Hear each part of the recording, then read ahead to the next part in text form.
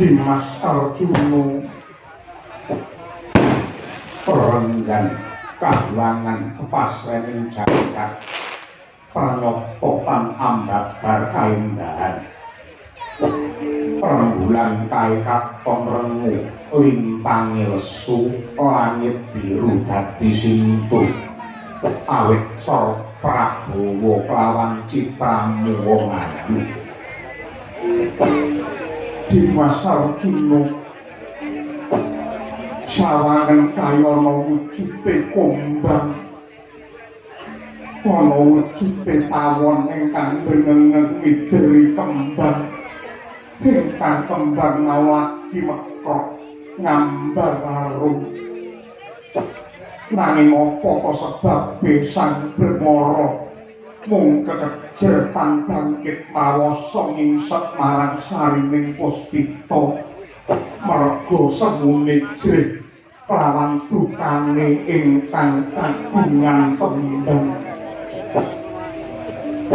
Dimas Pandhawa ayu sing kaya godhong unjung netrane ayo ndak kanthi sun kula do paring conto mring kumbang lan puspita supaya nulati tidur anggone ngentak marang jati ning pamareng wong ayu manut tonggang ojo unir pita kang sila pindha kartika boyo mirah boyo inten papujan wong manggis para hati ayu ndak kanthi lelumban wari ing katresnan kakosok kang sari-sari lawan permati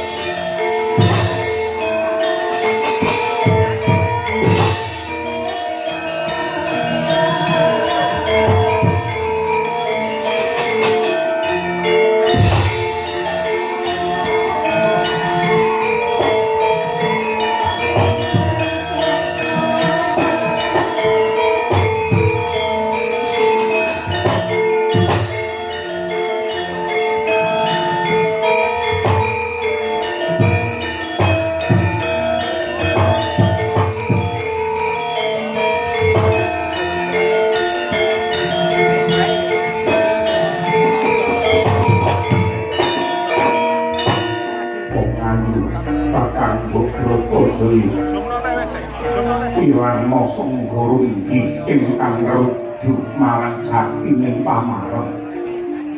Para gagyayu ndak kanthi bacutake ningset maduning katresnan. Pindah kaya apa mareming ati kula mungko bisa manjing pilamrung kanthi abebantal sing nyekil gadi geguling ingkang lentis kuning. Usik wong kukus ojo krusa-krusa rasamu mara keging pelungguh sing prayoga Dimas Permadi.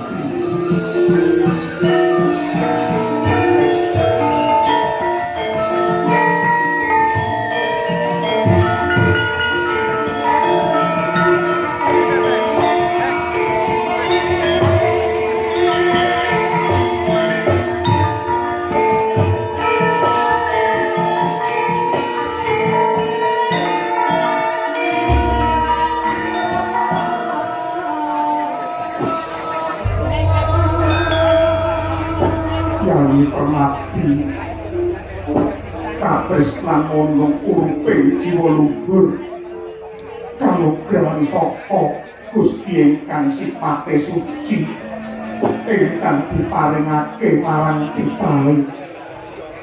Katresnane Permadi tulus lan suci marang jeneng sira Kakangku. Aku percaya marang ucapmu nanging kanugrahan ingkang sifat suci iki aja nganti reget merga ditunggangi lawan ngerdane nafsu. Sambunging katresnan tangeh lamun ambabar kabagyan lamun tokinan datang tinantenan nafsu. Nadyan mangkono nanging tumanjane nafsu kudu awit olah kridaning asmara antaraning priya lan wanita ngono bisa ndeder kanistan nanging uga bisa ndeder marang keluhuran ingkang mbok kersakake kepiye yen andon asmara tangkeping tresna antarane priya lan wanita ditindakake sadurunge rabi kuwi jenenge jina bakal yanto bedendulan dosa ingkang tumpuk matumpa-tumpuk. Nanging lamun tolah asmara ditindakake sakuse antarane priya wanita disahke dening agama lumantar seksi lan wali yekti kuwi bakal mbabar nugroho lan kamulyan sejati Permadi. Nadyan to aku tresna kaya tresna yen pancen tresna ayu ngopeni ngreksa marang rasa tresna iki aja nganti sadurunge aku karo kowe dipangestoni wong akeh kanthi jandur mlengkung ana ing dalem banjur ping renggut sing dadi keprawananku tandha lapto janin iki mengoyak nafsu ning tresna ora ana bebat.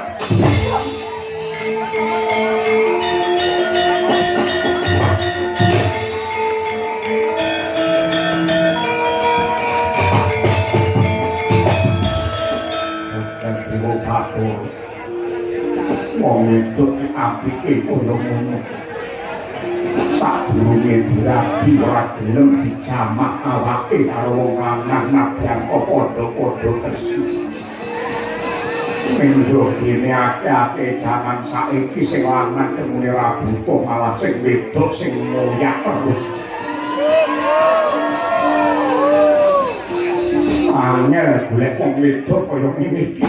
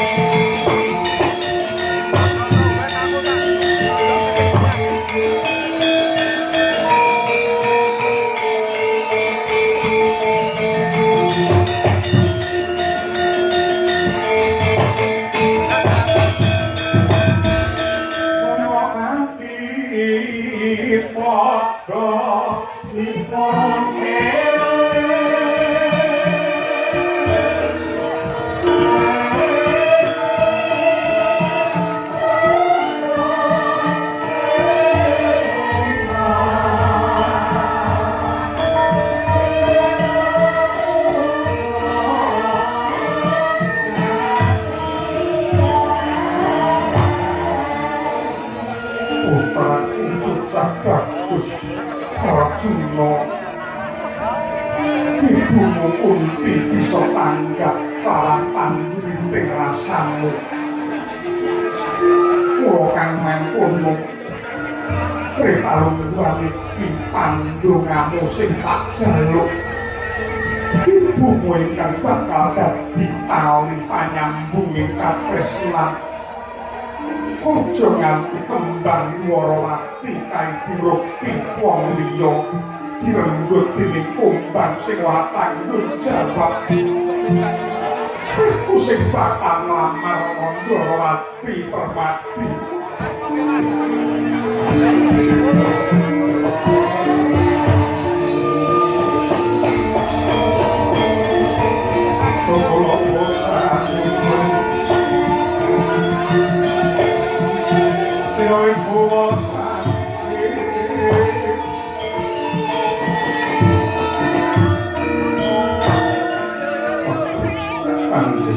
jimat sesembahan luwih marcapada kaping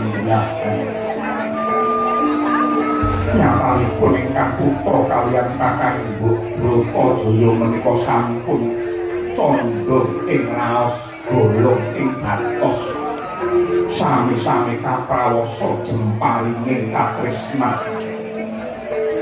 namung pangestunipun kanjeng bulan para sesepuh ingkang anjurun dumateng kasidaning kayun anggen kula badhe mancak dumateng ngapuraning kebrayat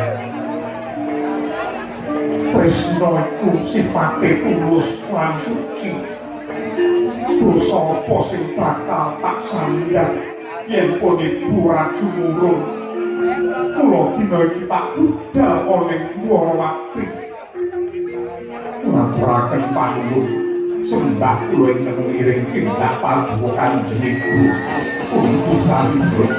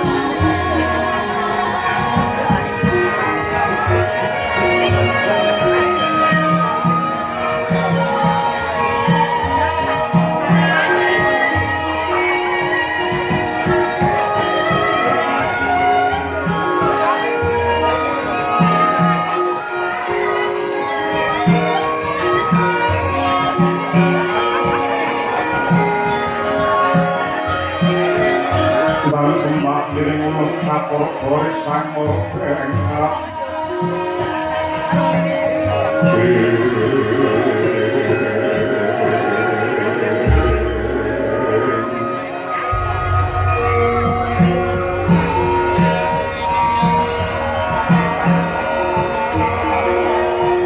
sahanane kang yang kalang sing tasih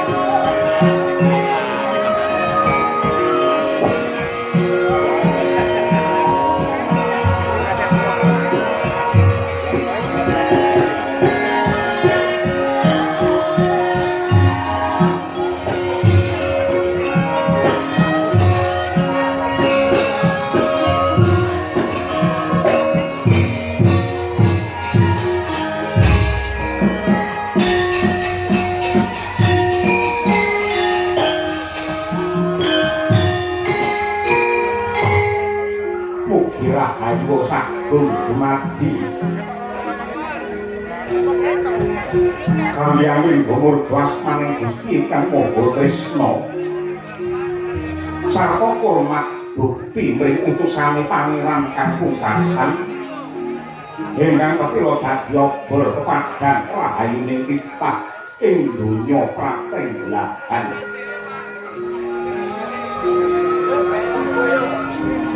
Lagu pewiwaraning carita sinungging langgeng budaya yekti dadi tepa tuladha ingkang becik tindakna dening Kang Kala Singkirama. Pelir gelar awarna seta yekti gegambaraning jejabang ing nembe lair suci resik dhateng kalepetan gedusan. Tebok minangka bumine blincong dadi srengenge dalan ingkang amarga gedha keprakating jantung dening kotak kuburane. Ingkang mangkono dadi piwulang madyanto sinampiran derajat pangkat anggegem panguwasa. Sinubrana ingkang atumpa-tumpa nang lamun dening sang dalang sinemplungake kotak. Yekti wis tanpa daya mung kali nunduk poing karma lan dharma.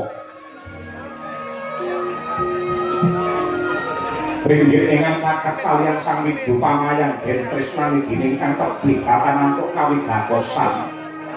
Tanpa beda menungso ingkang gelem nyaket lawan pangeran bakal kinasih dening kang tebih bakal rekoso kasuran-suran.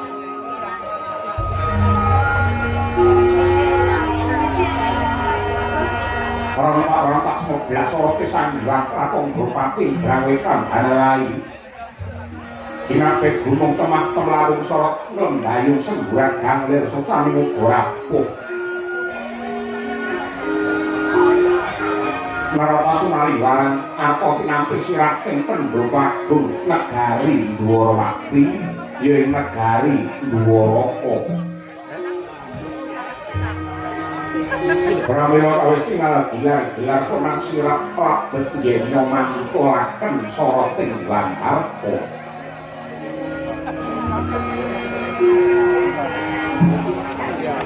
Dasar negari kang panjang kunjung pasir mukir gemah ripahlo jinawi tertata lan raharjo. Penodhen paribasaken negari Dwarawati dengan cek jaman kencana. Para kawayong ayem tentrem jenjeng permanen awit kasembuh pangaribawani sang Guminata ning asta bawah pusaraning adil.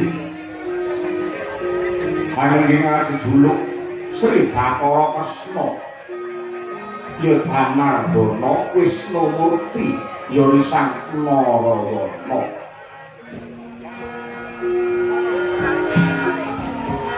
Dasar Narendra titisi sang Hyang Wisnu dewane kabagyan. Pramila datan mokala mutawa kamulyan lan karahan. jan satemah pidoto wilujeng ing negari Dwarawati. Pambek Walaksana datang nglincak dhumateng sadong kang wis kawadar. Lamun kok dinunggung yaring jajahan satya labuhane sang mata kaya sarapri datang wonten pedhote bocah.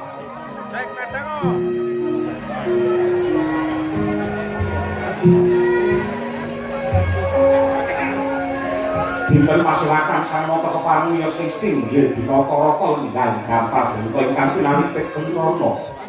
Pinantik kawarna lenek batu permadani sinebarang sari-sari gondo widolisa jebat kasturi pongas dandanira sang aji ngantos dumugi pamurakan.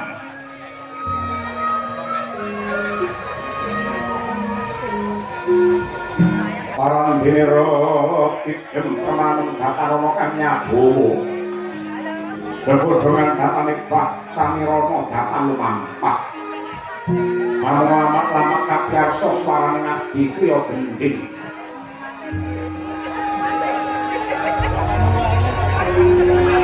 Dengan sami nambut karyaning praja pating sareng lan pating sareng timbal ganti Mandaraga. Ora saru parandene Imbu Yasri renggep jroning pananggilan.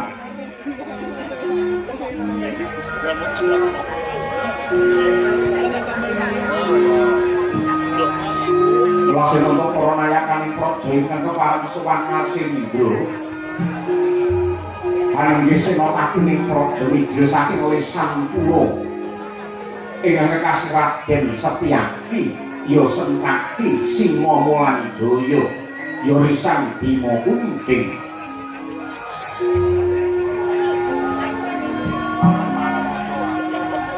Benjalian der pasebaning para nayaka jejel riya aben cukit lendane tanpa sela inggih saking kathah kang samya mara sibuh.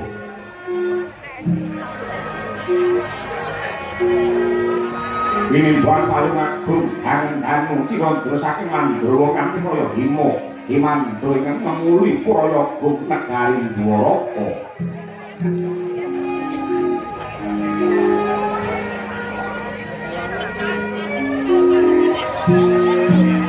Dereng ana samata kepareng medhar pangandika kendharake Bakang para sibuh. Dinarep sandang Bathara Brahma iku ngejwantah nanging bareng kelingake. Saka ing tanpa warana ngendi Narendra Agung Mandura Sri Baladewa ya Balarama Kakrasana ya Risang Jaladara.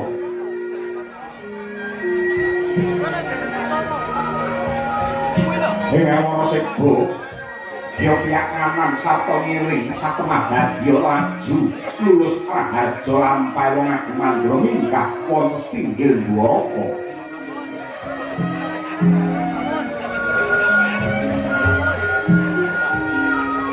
Mangkono Sang Prabu Kresna kawis tinggal kendhih kumungsu enggalih kasuk panata ing kalbu.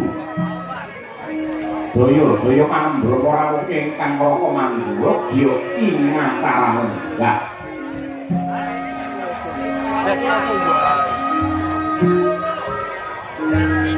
Dereng dangu kawijil pangandikane Sang Buminata alus parandene kebak ing reh kawibawan.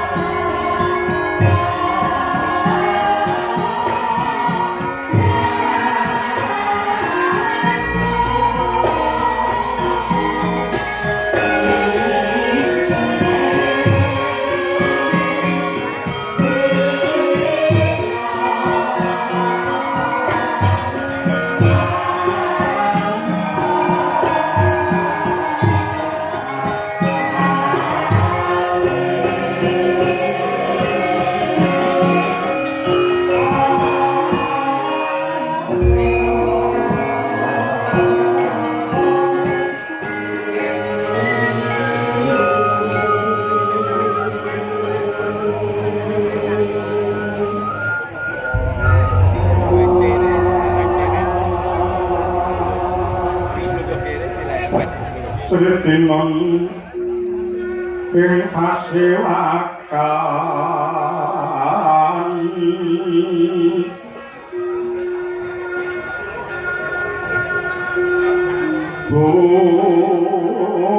busana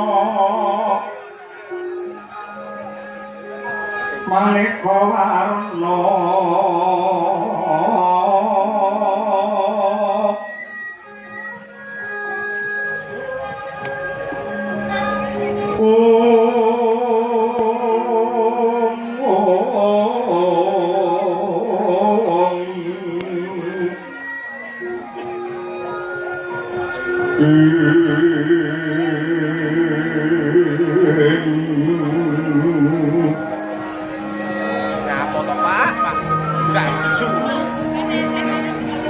Sabatos kitang Kudyana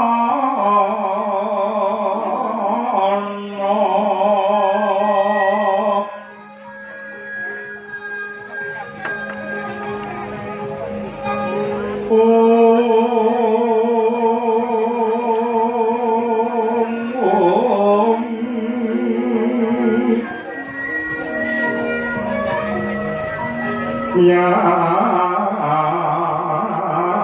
panjang sarokmo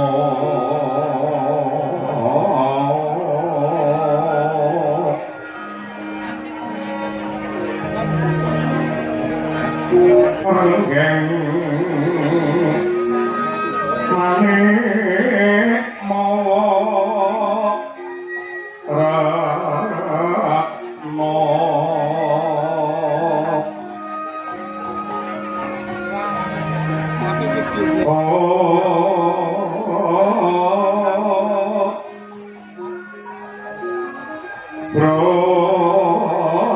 Prabanyosu Mira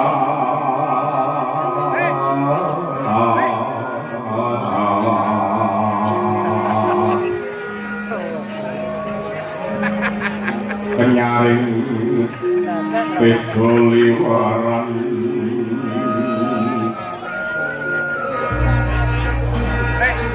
lerkilak sisiring kate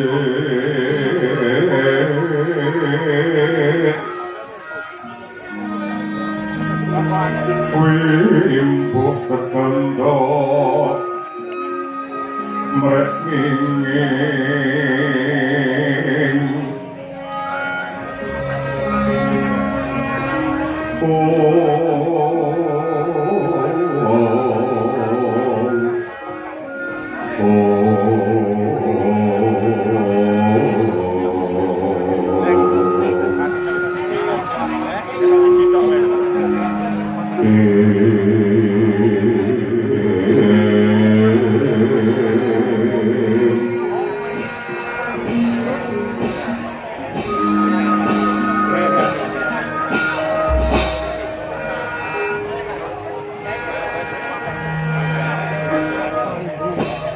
Jiwa suksma dinuwih uga paring pengayoman mring panjenengan ingsun sapamanggat pepadhatan ing jagat Ndwarawati. Kawula nuwun sewu Papa Prabu Mandura sareng paduka wonten ing pinggir negari Ndwaraka kula ingkang rayi ngapuraken pambagi panakrami marang tuwa-tuwa kunjuk wonten ngarsa paduka Kanjeng Papa Prabu Mandura. Wah, dalah. Ya jagat, ya diwa, ya Bathara. Kakangipun Kakang Yayi Harimurti banget panarimaku deningan semono. Sih kadarmat sarta pakurmatan ing ngendhok paringake marang Baladewa Dasari. Anggonku pratawi jenis ala niring sambikala bali ngatur salam taklimipun Kakang Mandura kunjuk ana ngarsamu Yayi Prabu Danardana. Kawula ninggi Koko Prabu Gorawalan anggen kula mundi. Tinampi tangan kula kalih kinalungaken wonten ing jangga kapetekaken wonten ing Jogja. Rumeting Wardaya kawah ora daging kayuanan. Mboten langkung monggo kula dherekaken ingkang kanthi merdekaning penggalih anggenipun pinalakon enggak. Matur nuwun Yai.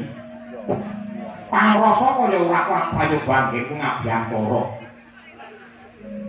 Yen dene anggen kupratone Praja Mandrawati kene sepisan tilek tata titi tentrem ingkang kagelar ana ing Praja Mandwaraka. Pun kakang rumangsa gumun setahun jembleng serendeng. Ing atase negara pendak taun kok mesti akeh undak-undakane.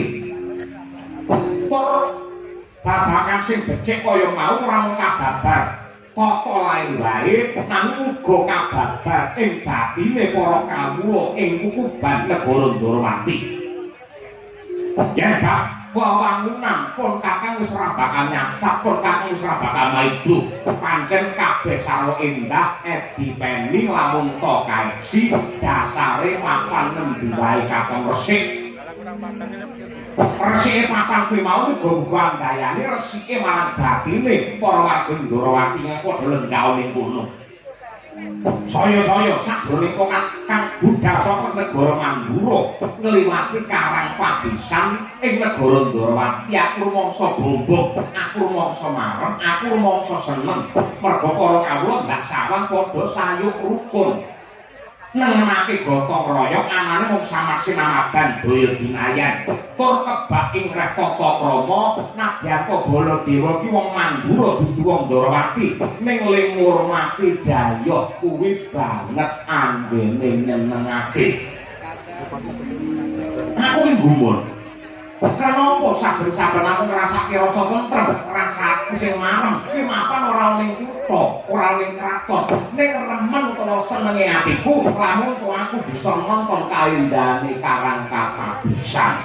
Saya-saya yen rembug babagan budaya sing nyatane Ndrawati dumadi saka ewon ing bab kabudayan.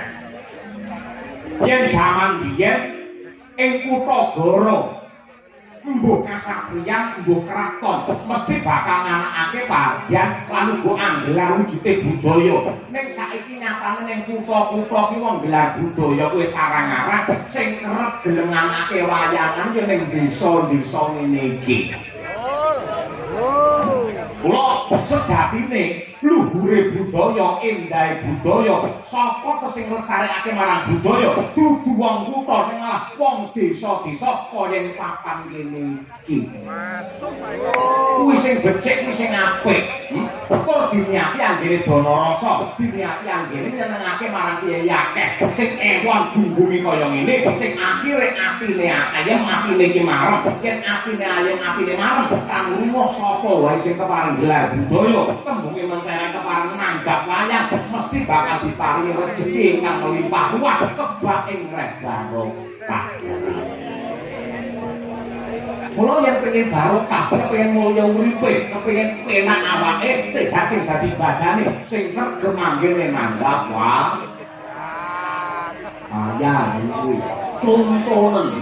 tontonan sing kagungan kersa iki Pawa Sukanto biyo piye kaya ngono sembodho Nadyaka wong desa sarwa prasaja ning nyatane duwe krekat duwe niat ingkang eloke kaya ngene gelar budaya sing ngetokake ragat ora sithik ning eloke meneh Nadyaka kudu ngetokke probiya sing akeh anggene petung karo dalang Pak Kanto ki ra tau nyang. Aku seksine aku weruh dhewe Pak Kanto ora nate nyang ning sing nyang ya kuwi Bu Pujiati ngono. Pancen Ndrawati niku kados makaten. Ora iki mungkin arep gojekan bae iki arep guyon bae. Sing intisarine aku marem nonton kahanan sing becike kaya ngene, sing apike kaya ngene. Muga-muga ora mung sing kagungan kersa, ning kabeh sing kepareng rawuh ana ning kene tansah pikantuk berkah saka Gusti ingkang nyipta jagat. Nah, ingkang angka 2 ya iki. Ingkang angka 2. Wis saprapate ora mutore palungguhan iki para putra-putra Mandura. Akmajane Sumargi Kanjeng Rama Basudewa ing antarane ya kuwi Baladewa utawa Kakrasana Yayi Sri Bathara Kresna utawa biyen name Narayana wis ngrasakake kamulyan wis ngundhuh tirakate wong tuwa Kadipek ala tanpa rupa pun kakang pinercaya dening wong Mandura lan antuk pangestune Kanjeng Rama Basudewa biyen supaya jumeneng nata ngembani para kawula ngemudeni marang Praja Mandura nganti ripalungguhan iki wilujeng Niskala ora ana sampikala cekak cukupe Baladewa wis mulya tanpa beda kaya Yayi Prabu Ndarawati sing nyatane bisa opor bebek cukup awake dhewek ora njagakake warisane wong tuwa ora njagakake bandane wong tuwa ning nalika semono siadi sinaraya dening dewa munggahane kahyangan supaya munah satu murka Narendra Ndarawati Purwa kene biyen ya kuwi Prabu Yudakala Kresna sakratine Yudakala Kresna Yayi Prabu Kawisuda mongko dadi ratu ning Ndarawati kanthi ajejuluk Sri Bathara Kresna. Baladewa wis mulya Yayi Prabu Ndarawati Nyakrawati mbau dendha mongko aku karo kowe sing duwe adi siji wujude pawestri ya kuwi Si Sembadra utawa Bratajaya utawa kondange Lara Ireng. Aku wis krama kelawan Mbak Yung Wirawati nyatane anak-anak wisata. Siadi nyatane wis kagungan garwa ora mung siji loro malah telu. Jembawati, Rokmini karo Setya Brama isih ditambahi ya kuwi garwa kadewatan sing jenenge Bathari Pertiwi. Garwamu papat. Apa pancen wong yen pengen kondang bojone pirang-pirang ngono iki. Mboten. Malah kala mangsa yang ingkang mangsa ngoyak nafsu ngoten niku uripipun malah kesurang-surang ora kajen kalian anak lan putunipun. Lho nyatane kowe kajen keringan. Kula menika genten kula. Menika kula genten. Bedane apa? Nuwun sewu. Anggen kula krama menika mboten kok ngoyak dumateng hargane hawa nafsu ning nyatanipun nyelametaken dumateng para putri ingkang nalika semanten badhe dipun rudha peksa dening para priya-priya ing hambekipun Angkara Murka contonipun Bapa Durna lan ugi ingkang lenggah wonten ing tirta kadasar lan sanes-sanesipun cekak cukupipun Rabine Ratu Ndarawati mboten ngoyak nafsu ning pancen ngayomi kaliyan putri.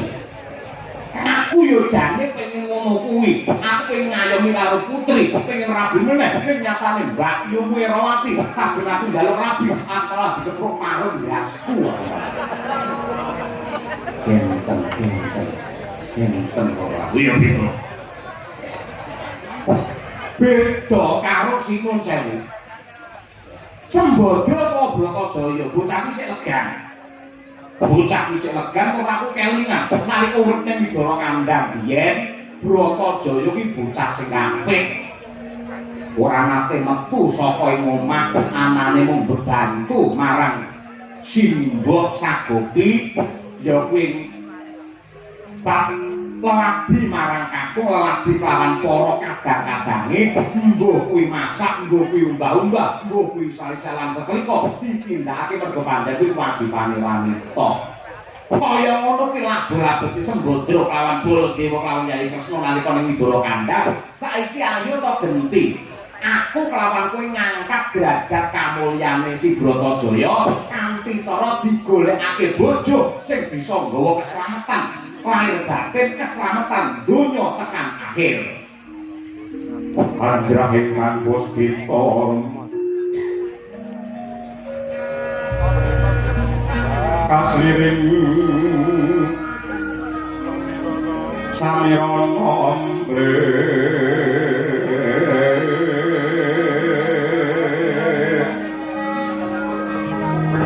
lir tandure wasu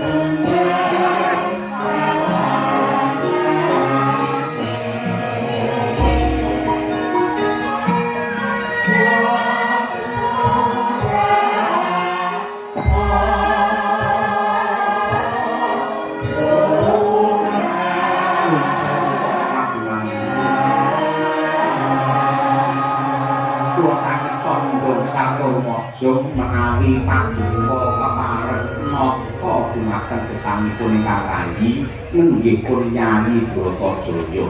Kuwi bocah kuwi wayahe rabi. Wong wadon kira cukup umur kok ranggang rabi. Iku yen cedhak karo wong lanang gampang dosa. Lho. Gampang dosa. Tur adate wong yen nom cedhak karo wong lanang tur anggene pacangan iki sik anyar. Ngono karo dosa ya blas ora ngerti. Lho, kanggo ngedohi marang maksiat enggal dirabekake wae. Tinimbang engko malah dirabekke karo tanggane, elek-eleke dirabekne karo hansip kono. Paparengipun. Aku tak crita ya. Aku tak crita. Udakara 7 dina ingkang kepungkur aku ditimbali dening maratuwaku Kanjeng Rama Mara Sepuh Mandaraka Rama Prabu Salyapati. Sing intine palungguhan iki panjenengane lagi gelo rasane mendelong kang dadi penggalihe. Mikir marang putra-putrane. Yen putra ingkang Wijaya Pawestri nyatane kabeh wis mukti wibawa digarwa dening para narendra, becik pun Kakang Yayi Basukarna apa dene Yayi Prabu Duryudana. Erawati Surti Kanthi lawan Banwati. Ning Rama Prabu Salya iki lak kagungan putra loro sing mijil jalu utawa mijil kakung ya kuwi mligine si Burisrawa. Burisrawa. Kowe ngerti to Burisrawa kae? Nabyanta kae anak ratu ning sajeki urip dheweke ranape adus. Sajeki urip iki dheweke ranape adus, anggere tak takoni jare gandeng senengane ura-ura yen didusi suarane entek. Yo ranape resik, ranape ngrenggo marang busana. Nyatane yo sing jenenge Rekman yo gimbal modal madul kaya mengkono kuwi ambune awake jan kaya waok. Nah, kuwi rumangsa kanjo. Rama Prabu Salyapati rumangsa kanjo kepengin nata uripe si Burisrawa, aja-aja bocah